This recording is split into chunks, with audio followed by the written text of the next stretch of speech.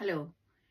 8ാം ക്ലാസ്സിൽ പഠിക്കുന്ന 4 വിദ്യാർത്ഥിനികളാണ് മരണപ്പെട്ടിരിക്കുന്നത്. അടുത്ത കാലത്തായി വളരെയധികം വാഹനാപകടങ്ങളാണ് കേരളത്തിൽ റിപ്പോർട്ട് ചെയ്യപ്പെട്ടുകൊണ്ടിരിക്കുന്നത്. നമുക്കറിയാം, അടുത്ത കാലത്താണ് വഴിയരികിൽ കിടന്നുറങ്ങിയിരിക്കുന്ന 5 പേരുടെ മേലെ വാഹനം ഓടിക്കയറി അവർ മരണപ്പെട്ടത്. അതുപോലെ തന്നെ 6 മെഡിക്കൽ വിദ്യാർത്ഥികളുടെ മരണമുണ്ടായിട്ട് അധികം നാളായിട്ടില്ല. ഇപ്പോഴിതാ വഴിയരികിൽ കാത്തു നിന്നിരുന്ന 8ാം ക്ലാസ്സിൽ പഠിക്കുന്ന 4 വിദ്യാർത്ഥിനികളുടെ മേലെയാണ് വണ്ടി ഓടിച്ചു കയറിയിരിക്കുന്നത്. ലോറി, അമിത ഭാരം കയറ്റി വരുന്ന ലോറികൾ സ്കൂൾ കുട്ടികൾക്ക്, പ്രത്യേകിച്ച് സ്കൂൾ കുട്ടികൾക്ക് ഒരു ഭീഷണിയായി വന്നിരിക്കുകയാണ്. വഴി യാത്രക്കാർക്ക് ഭീഷണിയായി വന്നിരിക്കുകയാണ്. ഇവരുടെ സ്പീഡ് ലിമിറ്റും ഇവർക്ക് കൊണ്ടുപോകാവുന്ന ഭാരത്തിനുള്ള ലിമിറ്റുകളും ഒക്കെ ഇതൊക്കെ പരിശോധിക്കുന്നത്? ആരെങ്കിലും പരിശോധിക്കുന്നുണ്ടോ? ഇതിനുള്ള കൃത്യമായ നിയമങ്ങൾ നാട്ടിൽ നടക്കുന്നുണ്ടോ? ഇതൊക്കെ അന്വേഷിക്കേണ്ട ഉത്തരവാദിത്വം വകുപ്പ് മന്ത്രിക്കും വകുപ്പ് തല ഉദ്യോഗസ്ഥന്മാർക്കും ഇല്ലേ? രാവിലെ എന്ത് വിശ്വസിച്ചാണ് മാതാപിതാക്കൾ തങ്ങളുടെ കുട്ടികളെ സ്കൂളിലേക്ക് വിടുന്നത്? അവർ തിരിച്ചു വരുന്നതുവരെ മാതാപിതാക്കളുടെ ചങ്കിൽ തീയായിരിക്കും. ഇങ്ങനെയുള്ള ഓരോ വാർത്തകൾ കേൾക്കുമ്പോഴും കുട്ടികളെ എപ്പോഴും വീട്ടിലിരുത്താൻ പറ്റുമോ? അവരെ വിദ്യാഭ്യാസത്തിന് അവരുടെ സ്കൂളുകളിൽ പറഞ്ഞയക്കണ്ടേ? മാതാപിതാക്കൾ എന്ത് വിശ്വസിച്ചാണ് വീട്ടിലിരിക്കുക? എത്രമാത്രം പ്രതീക്ഷയോടെ വരുന്ന കുഞ്ഞു മക്കളാണ്, അവരുടെ ജീവനുകളാണ് ഈ റോഡുകളിൽ പൊലിഞ്ഞു പോകുന്നത്. ഓരോ സംഭവം കഴിയുമ്പോഴും, ഓരോ അപകടം കഴിയുമ്പോഴും നമ്മുടെ ഗതാഗത വകുപ്പ് മന്ത്രി എന്ന് പറയും വളരെ ദാരുണകരമായ സംഭവമാണ്, വളരെ ദുഃഖകരമായ സംഭവമാണ്. ഇതൊക്കെ പറഞ്ഞിട്ട് ഇവർ ദുഃഖിച്ചിട്ടോ ദാരുണമാണെന്ന് പറഞ്ഞിട്ടോ വല്ല കാര്യമുണ്ട്? ഇതിനൊക്കെ വേണ്ടുന്ന ശരിയായിട്ടുള്ള നിയമങ്ങൾ ഉണ്ടാക്കുകയാണ് ചെയ്യേണ്ടത്. ട്രാഫിക് നിയമങ്ങൾ, അതുപോലെ തന്നെ വാഹനങ്ങൾ ഓടിക്കുന്നതിനുള്ള സ്പീഡ് ലിമിറ്റ്, ഓരോ സമയത്തും സ്കൂൾ സമയത്ത് പ്രത്യേകിച്ചും ബിസി ആയിട്ടുള്ള സമയങ്ങളിൽ വാഹനങ്ങളുടെ സ്പീഡിലുള്ള ലിമിറ്റ്, ഇതൊക്കെ പ്രത്യേകമായിട്ട് ഏർപ്പെടുത്തുകയാണ് വേണ്ടത്. ഇവർ ദുഃഖം രേഖപ്പെടുത്തിയിട്ടോ ഒരു സഹതപിച്ചിട്ടോ വല്ലതും അതാണ് അവരുടെ ഉത്തരവാദിത്വം. ഇതുകൊണ്ട് ആർക്കെങ്കിലും എന്തെങ്കിലും ഗുണം കിട്ടുന്നുണ്ടോ? ഓരോ പ്രാവശ്യം ഇങ്ങനെ വന്ന് പറയുന്നതല്ലാതെ ഇതിനുള്ള കൃത്യമായ നിയമ നടപടികൾ എടുക്കുകയാണ് വേണ്ടത്.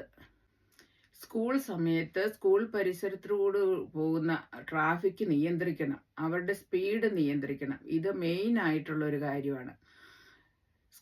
യൂറോപ്യൻ കൺട്രീസിലൊക്കെ സ്കൂൾ സമയത്ത് സ്കൂൾ പരിസരത്തിലൂടെ പോകുന്ന വാഹനങ്ങൾ 20 കിലോമീറ്റർ വേഗതയിൽ അതിൽ കൂടാൻ പാടില്ലെന്നുള്ളതാണ്. അവരവിടെ ട്രാഫിക് സ്പീഡ് കാണിച്ചിട്ടുണ്ട്.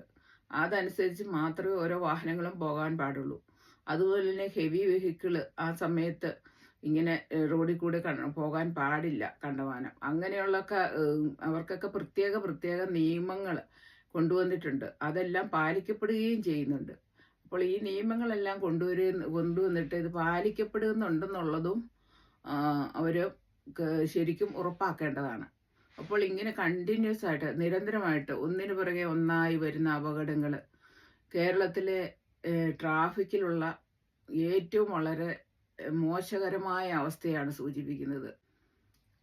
മന്ത്രി പറയുന്നത് കഴിഞ്ഞ കുറച്ച് നാളുകളായിട്ട് എന്തുകൊണ്ടാണെന്നറിയത്തില്ല ഇങ്ങനെ ഭയങ്കരമായ അപകടങ്ങൾ നടക്കുന്നത്. എന്തുകൊണ്ടാണെന്നുള്ളത് നാട്ടുകാർക്കറിയാം, ജനങ്ങൾക്കറിയാം. പക്ഷെ മന്ത്രിക്ക് അറിയത്തില്ല. ശരിയായ കാര്യങ്ങൾ, ശരിയായ ഗതാഗത നിയമങ്ങൾ റോഡിൽ പാലിക്കപ്പെടുന്നുണ്ടെന്ന് ഉറപ്പുവരുത്തുക. അല്ലാതെ ഈ ഹെൽമറ്റ് വെക്കാത്തവരെ പിടിച്ചു നിർത്തിയും അതുപോലെ തന്നെ അങ്ങനെയുള്ള ചെറിയ നിസ്സാര കാര്യങ്ങൾക്ക് പെറ്റിയടിച്ചും മാത്രം വിടുന്ന അതല്ല, അങ്ങനെയുള്ളൊരു കാര്യമല്ല ഈ ട്രാഫിക് നിയമം എന്ന് പറയുന്നത്. അപകടങ്ങൾ കുറയ്ക്കാൻ, പ്രത്യേകിച്ച് ഹെവി വാഹനങ്ങൾ, അവരുടെ സ്പീഡ് ലിമിറ്റ്, അവർ കയറ്റി വരുന്ന വെയിറ്റ് ഇതൊക്കെ നിയന്ത്രിക്കേണ്ടതാണ്.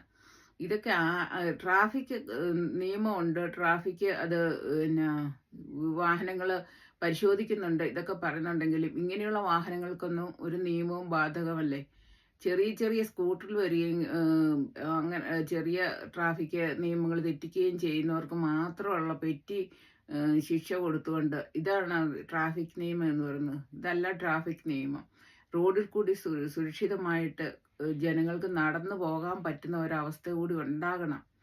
അതാണ് ഏറ്റവും നല്ലത്. അതുപോലെ തന്നെ വാഹനാപകടങ്ങൾ കൂടുതലായിട്ട് ഉണ്ടാകുന്നുണ്ട്. എന്തുകൊണ്ടാണ്? ശരിയായുള്ള ട്രാഫിക് നിയമങ്ങൾ പാലിക്കപ്പെടുന്നില്ല. ഒരു റോഡിലും നമുക്ക് നാട്ടിൽ ഫുട്പാത്ത് ഉള്ളതായിട്ട് കാണാൻ പറ്റിയില്ല. ഫുട്പാത്ത് ജനങ്ങൾ റോഡിന്റെ ഓരം ചേർന്നാണ് നടക്കുന്നത്.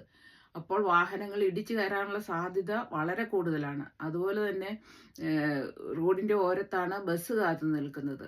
ഇതൊക്കെ വളരെ അപകടം പിടിച്ച ഒരു അവസ്ഥയാണ്. അത് ശരിയായ പിന്നെ സൗകര്യങ്ങൾ, ശരിയായ സ്ഥലം, അതായത് ഇടുങ്ങിയ റോഡുകൾ, ഇതൊക്കെയാണ് അങ്ങനെയുള്ളിടത്തൊക്കെ അതൊക്കെ വിസ്തൃതമാക്കുക. അതിന് വേണ്ടിയിട്ടൊക്കെ പണം മുടക്കുക. അതെങ്ങനെയാ പണം കിട്ടുന്ന പണമെല്ലാം പലവിധം നാനാവഴി ചിലവാക്കി ദൂർത്തടിച്ച് കളയുകയാണ്. എപ്പോഴും ഗവൺമെന്റിന്റെ കയ്യിൽ ഒരിക്കലും പൈസയില്ല.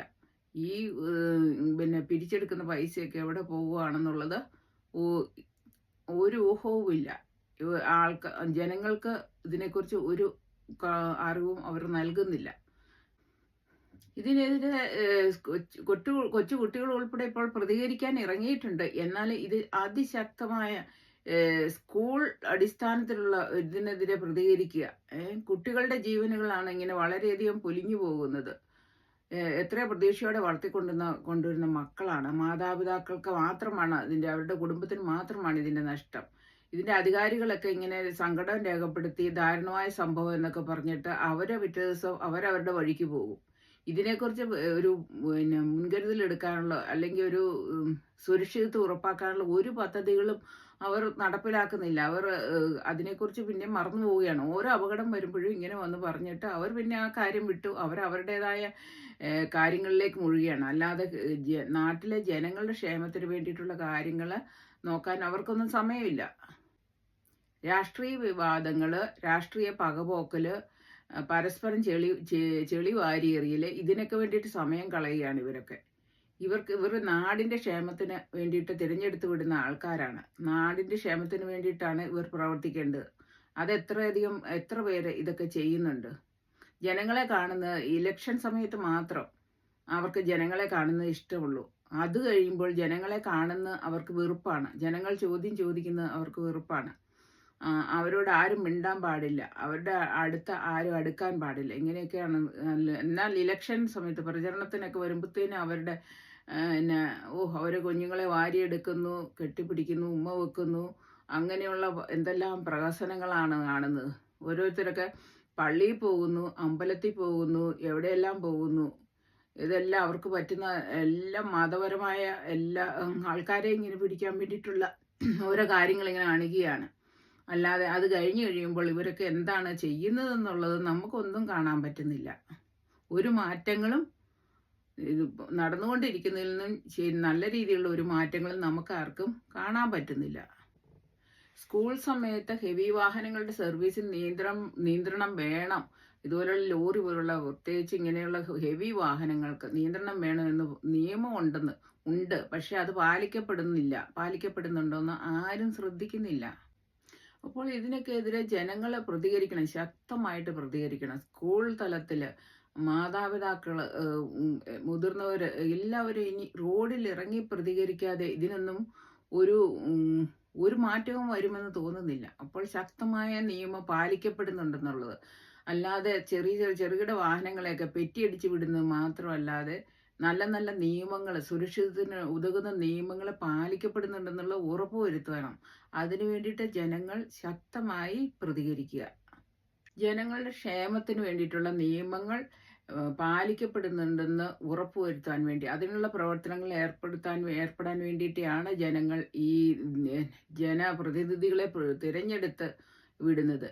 അവർ മന്ത്രിമാരടക്കമുള്ള എല്ലാ ജനപ്രതിനിധികളും ഇതിനു വേണ്ടിയിട്ട് പ്രവർത്തിക്കണം.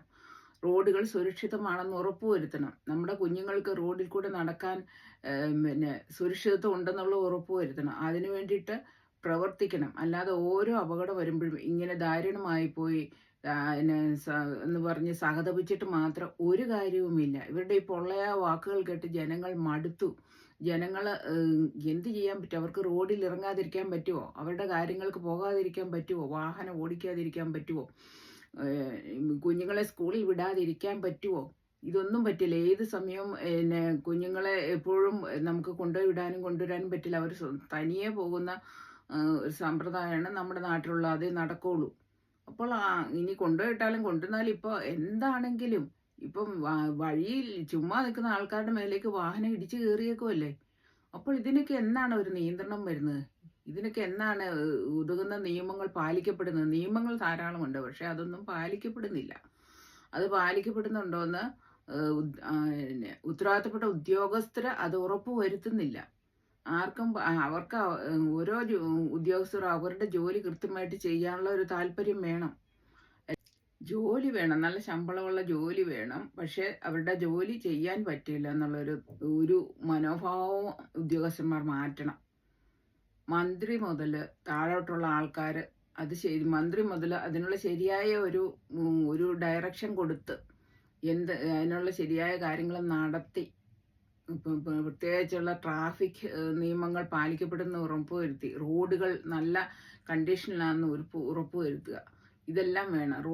നമ്മുടെ നാട്ടിലെ റോഡുകളുടെ അവസ്ഥ കണ്ടാൽ പല റോഡുകളും വളരെയധികം അപകടകരമായ രീതിയിലാണ് കിടക്കുന്നത്. ഇതൊന്നും മെയിൻറ്റെയിൻ ചെയ്താനോ നല്ല രീതിയിൽ മുന്നോട്ട് കൊണ്ടുപോകാനോ എല്ലാം പേപ്പറുകളിൽ വാക്കുകളിൽ ഒതുങ്ങുന്ന കാര്യങ്ങൾ മാത്രമേ ഉള്ളൂ.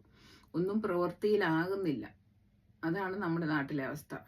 അപ്പോൾ ഇതിനൊക്കെ ഒരു മാറ്റം വരണം. അതിന് വേണ്ടിയിട്ട് ജനങ്ങൾ പ്രതികരിക്കുക. ജനങ്ങളുടെ ജീവനാണ്, അവരുടെ മക്കളുടെ ജീവനാണ് പൊലിയുന്നത്. അതുകൊണ്ട് ജനങ്ങൾ ഇതിനു വേണ്ടിയിട്ട് പ്രതികരിക്കുക. അത് മാത്രമേ ചെയ്യാൻ പറ്റുകയുള്ളൂ.